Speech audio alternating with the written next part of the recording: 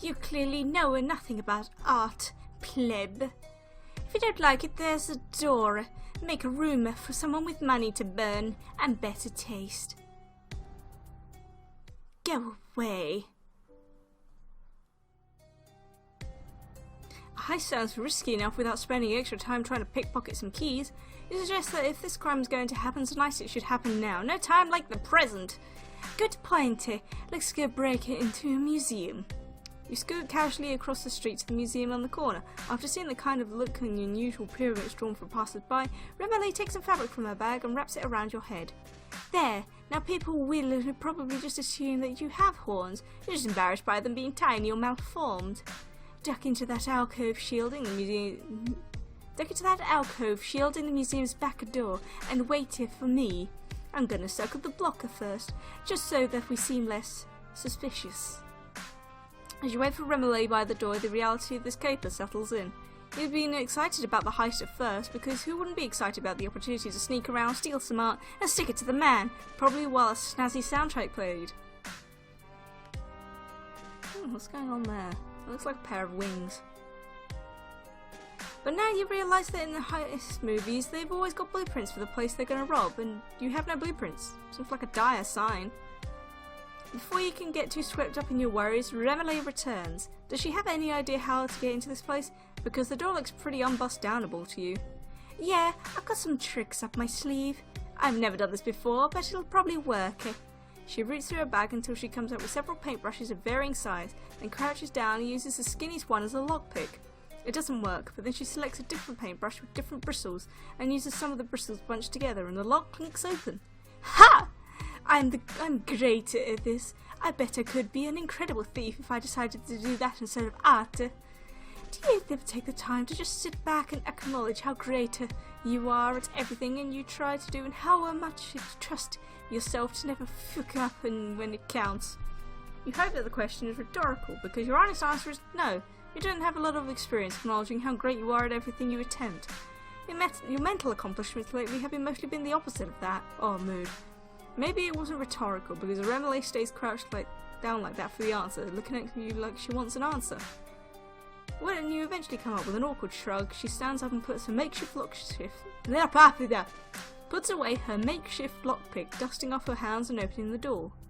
I guess not everyone can be at my confidence level. Anyway, let's go. Silence of the Lambs? His eyes. That looks like Gamzee. You follow inside. Much to your delight, you see that the alarm has been an infrared laser beam alarm system. It looks so cool, just like in the movies, and you're back to being excited. Remele seems to be into it, bouncing on the balls of her feet next to you. Interesting, very interesting. One of us is going to have to get through these beams to disable the alarm. The box is across the room there, do you see? But these lasers are so close together. You can see the issue. Remele isn't that tall for a troll, but she might be too tall to maneuver through these beams. Even if she bends over, it's going to be tricky for her to squirm through all those without losing her balance and tripping the alarm.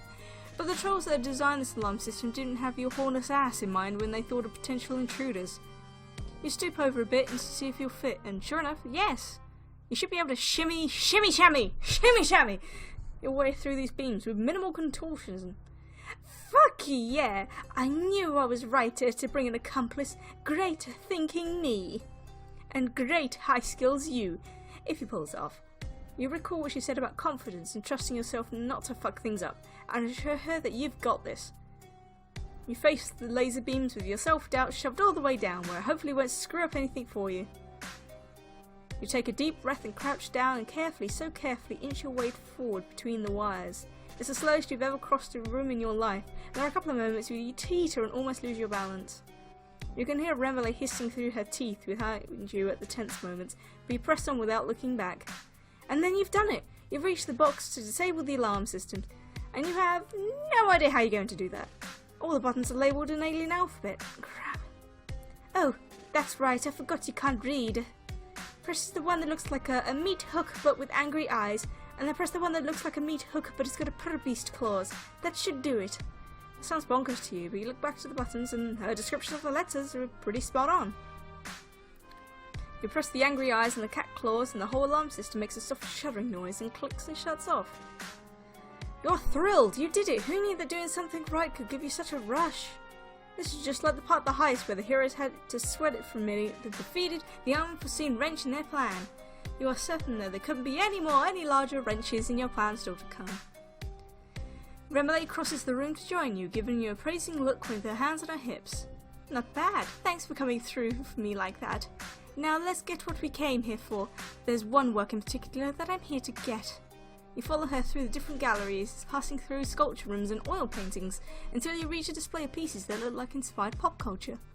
The paintings and prints here remind you a lot of Remele's exhibit, and when you look here you can see that she's rigid, her eyes flashing a passionate blue tint to her cheeks. I can't believe they called me the hacker. Such a bullshit. Whatever. It's cool. It doesn't actually bother me. I just need to send the message that they don't want to fuck with me. This painting right here was a direct rip-off of one of my early works, back when I was naive enough to put my art up for free, without realising it would just get copied, and someone else would get all the credit and the profit. Well, I learned my lesson. I'll take this so they can't sell it. Rip off their rip-off, make something even better, and turn it over a truckload of cash. She takes your shit and makes it better. She grabs the painting. Just when two of you are ready to heist roll out of here, you hear voices at the back door. What sounds like a team of security guards coming in. They must have arrived to investigate the alarm system shutting down. You're ready to embrace your panic. But you stop hyperventilating when you feel Remele's vice-like grip clawed on your arm. Don't freak out. Follow my lead. We can still get out of this. You assume that the whole heist is off now that security's shown up, but you're just surprised Remele doesn't put the stolen painting back on the wall. She gives your arm one last reassuring squeeze before sauntering off the room with her head held high, moseying with no hurry towards the front door. You follow her nonchalant lead as best you can. When one of the security guards stops her, Remele gives a condescending, slightly confused look. What are you even doing here? My assistant told me that she informed all staff that would be swinging by today to pick this up. Did you miss that memo? Give me a break. I'm sure it must be easy to miss things, right? Because as a security guard, you probably get so much important correspondence every day.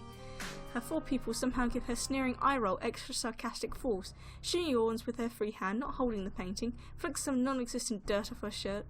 The security call. It's because they're low caste. Okay, so they're gonna shit on them. A burgundy caste, judging from the sign on his cop hat, looks uncertain and embarrassed. But I get it. I understand the crossed wires. Since you're apparently too busy to do your job right, I'll cash you up to speed. I'm the artist behind this piece, and I've got a wealthy patron interested in commissioning something similar. I'm taking this as a reference in order to negotiate a better deal. There is absolutely no way these guys will buy her story. The two of you look so guilty, and you still have her yellow sash wrapped around your head, probably looking like an idiot with a head injury. But Remele staring down this guard like it hasn't even occurred to her that she might be questioned. You've never seen someone so doubled down so hard in a story that is such transparent bullshit. If you want to waste more of my time and yours by calling your superior to verify, go ahead. He might not be thrilled that this mix-up happened, because you can't keep up with your emails, though. The security troll was already wavering, and the mention of his emails he cringes. His co-workers behind him shuffle around, muttering to each other. He steps back, horns low in embarrassment, and waves you and Remele through with a mumbled apology. You can't believe this is happening, but the two of you swagger out into the street through the front door, legitimate as anything. You don't stop until you've turned the corner to the next block, and then Remele leans happily to a wall and laughs, holding her painting happily to her chest. Ha ha! Suckers! Feels good to get away with things, doesn't it? It does feel good, you suppose. Mostly you think you're still reeling. How did she come up with such a story like that on the fly? How did she guess correctly that the security guard was some hyper-organised inbox zero kind of guy who'd never believed that he could miss a message? Remele gives you an odd look and reaches forward to unwind her sash from you from round her head and stuffs it in her bag. I just winged it, man. You overthink of things. My guesses are usually right because I'm a creative genius, but if going after him for emails hadn't worked, then I guess we would have been arrested, and then I took my way out of that eventually too.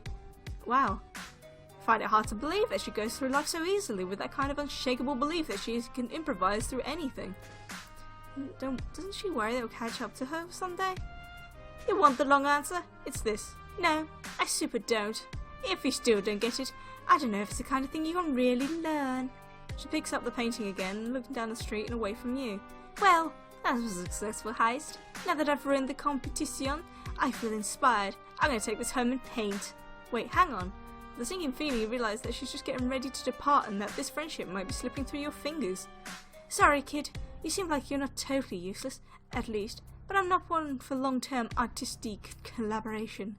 It's a lot easier to talk your way out of tighter sports when you're on your own. Peace! You watch her go. Your shoulders sagging with disappointment. You guys just stole from the museum together, escaped together, bamboozled the cops together. You should have bonded over your shared transgressions and culpability. Every crime movie you've ever seen has taught you that heists bring people closest together, but cultural differences? She out!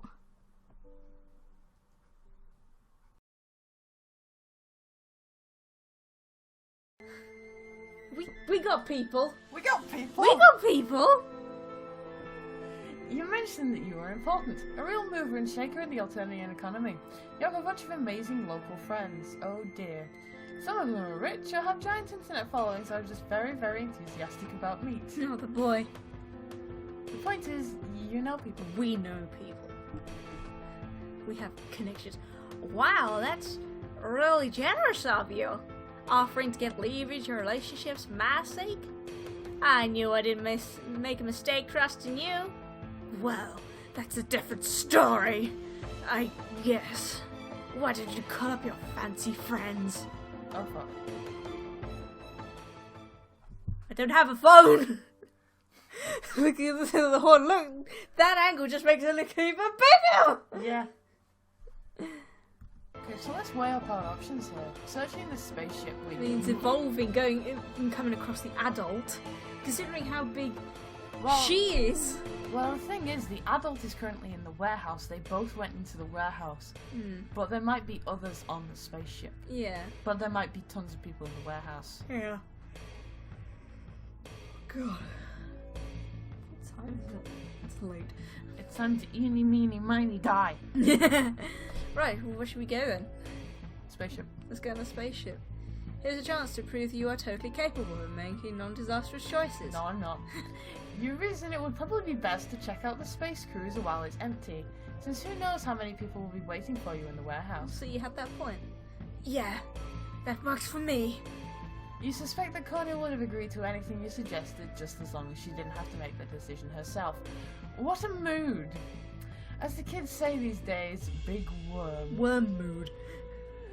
There are so many tough decisions in your life recently. There's a third thing, there's big mood, oh worm and something else. Same hat. Same hat! Same hat! Same pronouns! It's the same pronouns! You're worried that the spaceship will be locked and your great plan is going to be over before it begins, but the door glides open easily and silently. I had assumed that it was already open. Well, yeah, just look at that. My assumption was that we were going to be locked inside. Konyyl leads the way and you let her. You don't know what wild security measures the troll ship has, but you do know you don't want to find out. The inside is normal enough, a pilot's and co-pilot seat, a central panel covered in more of the squiggly Alternian language, and a bank of sleeping screens. Other than that, it is remarkably bare of any homey touches. Not like your ship, which, in your humble opinion, was very nicely decorated. You've got some pretty dope posters on your wall, or you did before it burned. Yeah. More to the point, there is absolutely nothing of value here. Konyyl can tell also. Ugh, there's no point to being here. This is just a cruiser. All the good stuff is definitely going to be inside the warehouse. Okay, fair. You have no idea what you're doing, and you are sick of pretending that you do. You wish you could have taken a breather, honestly. The strange, compulsive desire for more friendship is still there, but you are getting pretty exhausted. It's just... Fuck! Oh wow, that's kind of forward, Konyyl. You aren't exactly the friendship stage yet. Oh, she's bristling. Oh, calm down, you gigantic tool. I mean... Oh, fuck. That's an adult troll, and we are definitely going to die. That's why I said the fuck word. Oh. Oh. Fuck, that is a big troll. Damn, I'm just thinking like the size of the fucking Condes's hair. And the fucking Grand High one, who's just mostly hand Yes. and hair and horn. Konyyl is pretty big. She's the biggest troll you've met so far, but not the biggest entirely. If someone fed you truth serum and put a gun to your head, you might even describe her as thick. You've With spelt two that Cs. wrong. Thick. This troll is fucking terrifying, and she looks pissed. Or maybe that's just how her face always looks. There are teeth. Lots of teeth. Who told you two could be in here? I didn't order any ugly wrigglers. Who are you calling ugly? Konyyl immediately slaps a clawed gauntlet over her mouth, apparently remembering who she is shouting at. Fucking idiot. The adult troll growls, and you don't mean she sounds angry. Isn't that a husky, sexy metaphor?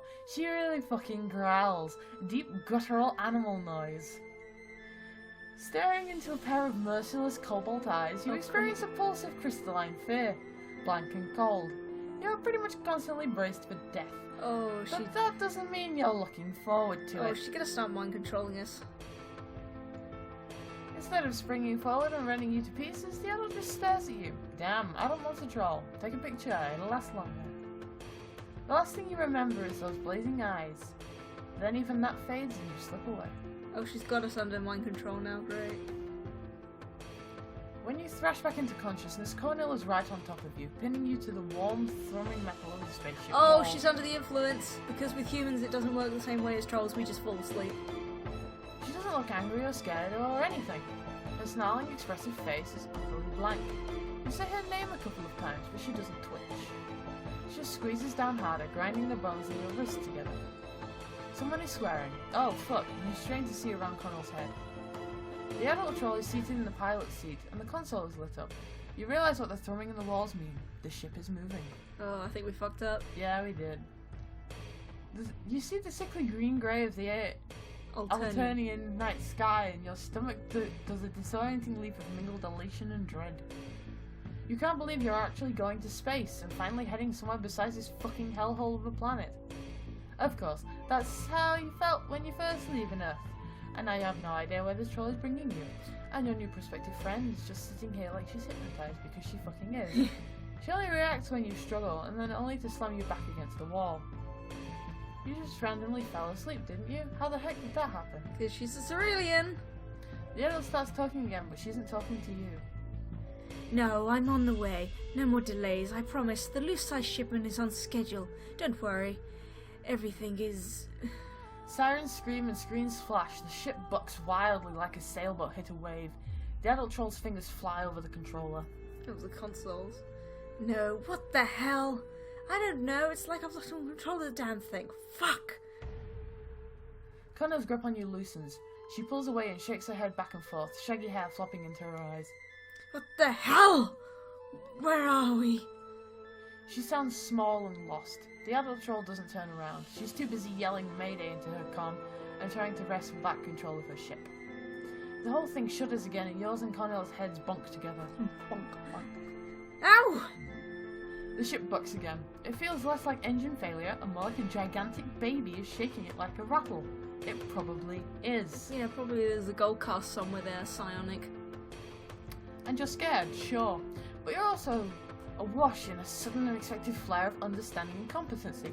Because this isn't the first time this has happened to you. Oh boy. This is exactly how you cross-landed on Alternia in the first place. What? Really? Cool. You're just passing by, minding your own damn space business, when your ship decided it wanted nothing better than to just snap its reins as this wild head and head straight for the unfamiliar planet below you. You push yourself to your feet, trying to tame your nausea as the ship rolls. You grab Konyl's head and pull her across the compartment to a glove hand. Why did I read head? I don't know.